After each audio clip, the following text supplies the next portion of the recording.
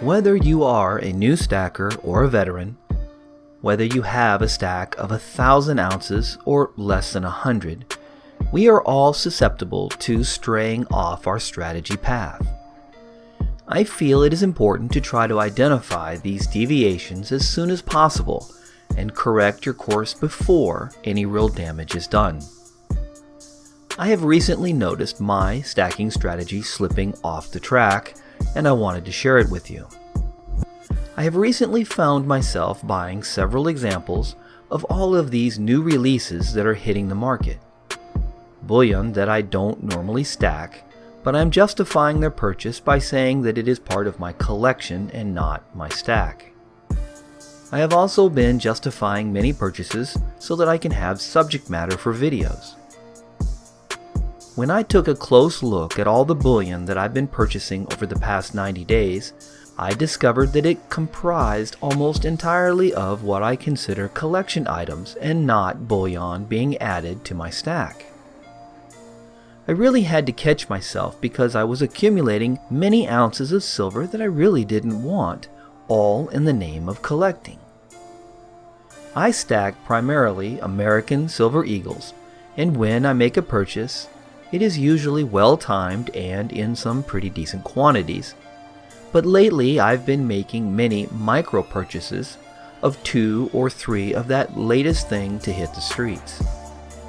Then I began to notice while making the top 10 bullion dealers silver prices videos that just about every 2 weeks somebody somewhere is putting out a new silver product or even a new series of products.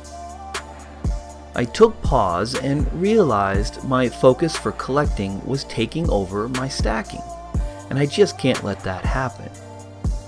I sat down and took a hard look at my collection and made some decisions on what I really want to collect so I could regain my stacking focus once again. And for those items that I do decide to continue to collect, I will limit myself to no more than 2 of each, as that should be more than sufficient. I need to stay true to my stacking strategy and get back to accumulating precious metals for wealth retention and limit my collection to a reasonable percentage.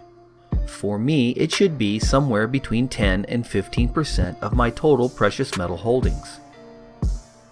It will be tough to limit myself, but my silver stacking strategy priorities are to retain wealth and not necessarily to amass a collection of premium silver. I will consider any purchases made with the intent to flip to be allowed outside of my collection percentage limitations, and funds from these sales will be divided 80% for the purchase of stack foundation silver and 20% will be allocated for future collection pieces and flipping purchases. I'm very thankful that I took the time to review my inventories and purchase history so that I could make the necessary corrections to get back on track with my silver stacking strategy. So you may want to take a moment to do the same. Are you still on track with your stacking strategy, or have you veered off the path? Do you need to make any adjustments to get yourself back on track? Let me know in the comments section below.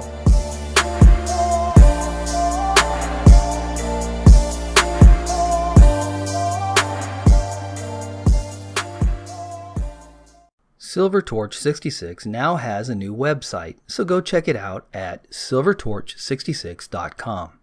It has silver stacking videos, bullion posts, a large picture gallery, a music room, and even some silver for sale.